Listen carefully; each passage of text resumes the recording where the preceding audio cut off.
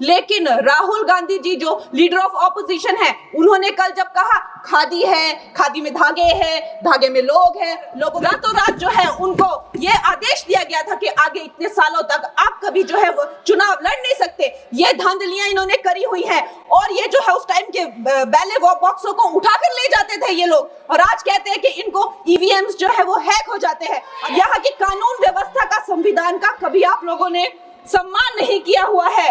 अध्यक्ष महोदय जी, मैं आपकी बहुत धन्यवादी हूँ कि आपने मुझे चुनावी सुधारों पर बोलने का मौका दिया है, खासकर इसलिए क्योंकि मैं एक नई सांसद हूँ, मुझे दूसरों का नहीं पता उनका कैसा अनुभव रहा, लेकिन पिछला ये एक साल मेरे लिए खासकर विपक्ष से रिलेटेड जो है बहुत ही ज्यादा चिंताजनक रहा है। एक तरह से ट्रॉमेटिक मैं इसे कह सकती हूँ। हर दिन इन्होंने यहाँ पे तमाशा किया है, हमारा दिल दहल जाता था इनको देखकर। ऐसा यार ये वेल में उतर जाते थे। यहाँ पर इन लोगों ने डराना, धमकाना, धक्का मुक्की, ऐसा कोई इन्होंने किसी तरह की कोई बदतमीजी नहीं है जो एक भी दिन इन्होंने संसद भवन चलने नहीं दिया। हम जनता के प्रतिनिधि हैं, हम यहाँ पर उनकी आवाज लेकर आते हैं, हम कुछ सीखने आते हैं, हम नए सांसद हैं। इन्होंने संसद अगर पिछले 2-3 दिन को छोड़ा जाए तो साल भर शायद ही थोड़ा चलने दिया है। ऐसा यार कर करके इन्होंने यहाँ पे तमाशे किए, लेकिन अब जब इनको बोलने की बारी आई ऐसा यार पे, तो अध्यक्ष महोदय जी हम देख रहे हैं कि कल leader of opposition Rahul Gandhi ji ने, मुझे लगा क्या खुलासा होगा, हम भी बड़े उत्सुक थे, सारी साल हमने एक ही शब्द सुना है, अब ये क्या ग्रैंड रेवलेशन होगी। लेकिन राहुल गांधी जी जो लीडर ऑफ ऑपोजिशन है, उन्होंने कल जब कहा खादी है, खादी में धागे हैं, धागे में लोग हैं, लोगों के अंदर, उनको जब कहा गया कि आप पॉइंट की बात कीजिए, तो उन्होंने कहा कि मैं अपना फ्रेम कर रहा हूं, मैं अपना आर्ग्यूमेंट फ्रेम कर रहा हूं। और इतनी देर बाद जब वो फ्रेम करके पहुंचे तो ले देकर वो वापस उसी अंतर्राष्ट्रीय मूल की महिला, अध्यक्ष जी मैं एक महिला होने के नाते आपसे रिक्वेस्ट करना चाहती हूं कि every woman is entitled to her dignity. वो अंतर्राष्ट्रीय मूल की है, विदेशी महिला है, लेकिन उन्होंने कितनी बार आकर उन्होंने सोशल मीडिया पे कहा है कि मैं कभी भारत नहीं गई हूं, मेरा हरियाणा चुनाव से कुछ लेना देना नहीं है। लेकिन फिर भी ये लोगों ने बिना किसी ठोस सबूत के उनका यहाँ पे फोटो बना के उन्होंने उनको उछाला, यहाँ पे उनकी तस्वीर उछाली यहाँ पर और यहाँ पर प्लेक कार्ड यूज करना भी अलाउ नहीं है। इन्होंने फिर भी नियमों का उल्लंघन किया। मैं चाहती हूँ सबसे पहले तो मैं इस सदन की तरफ से उन महिला से बहुत ही माफी मांगती हूँ कि इस सदन में बिना कि उनकी आजकल जो पर्सनैलिटी राइट्स का भी एक बहुत बड़ा क्राइम होता है, उसके उपरांत उनका फोटो यहाँ यूज किया गया, मुझे बहुत खेद है। भारतीय संसद की तरफ, संसद भवन की तरफ से हम उनसे माफी मांगते हैं।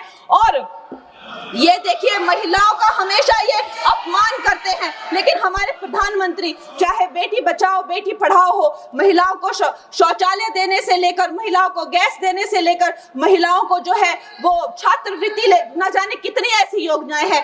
कांग्रेस वालों शायद तुम लोग ये समझ नहीं पा रहे हो, ईवीएम्स हैक नहीं करते हैं प्रधानमंत्री लोगों के दिलों को हैक करते हैं।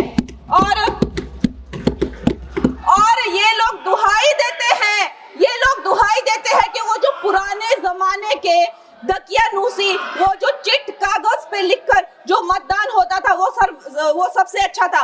ये लोग भूल गए वो दिन, आप लोग भूल गए वो दिन। इंदिरा गांधी वर्सेस राज नारायण का केस, उसको जो है इतिहास में The case that shook the nation के नाम से जाना जाता है। उस पर मैंने एक फिल्म भी बनाई हुई है।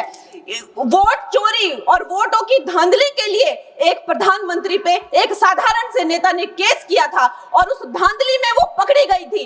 हर उनका जो आरोप है उसमें सच सिद्ध किया गया था और रातों रात उनको कुर्सी छोड़ने के लिए कहा गया था और रातों रात जो है उनको ये आदेश दिया गया था कि आगे इतने सालों तक आप कभी जो है वो चुनाव लड़ नहीं सकते। ये धांधलियां इन्होंने करी हुई हैं और ये जो है उस टाइम के बैलेट बॉक्सों को उठाकर ले जाते थे ये लोग, और आज कहते हैं कि इनको ईवीएम्स जो है वो हैक हो जाते हैं। अध्यक्ष महोदय जी, मैं इनको याद दिलाना चाहती हूँ, प्रियंका गांधी जी कहती हैं कि छोड़ो पुरानी बातें, हम पुरानी बातें नहीं करेंगे, हम पुराने लोगों के बारे में नहीं बोलेंगे। तो मैं ये जानना चाहती हूँ कि आपकी जो माता जी हैं वो तो आपकी अध्यक्ष है और इस वक्त की वो अध्यक्ष है, उनकी जो है आप देखिए जब उनकी नागरिकता नहीं थी, जब उनके पास 1983 में नागरिकता आई, उसके कितने साल पहले से वो वोट देती आ रही हैं। तो ये जो इनका जो परिवार है, एंटाइटलमेंट से जो ग्रस्त ये इनका परिवार है, ये प्रियंका गांधी जी को भी याद रखना चाहिए। चाहे आपका भूतकाल हो,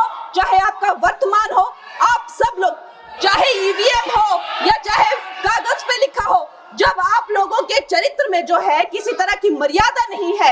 आप लोगों ने कभी भी इस देश का, यहाँ की कानून व्यवस्था का, संविधान का कभी आप लोगों ने सम्मान नहीं किया हुआ है।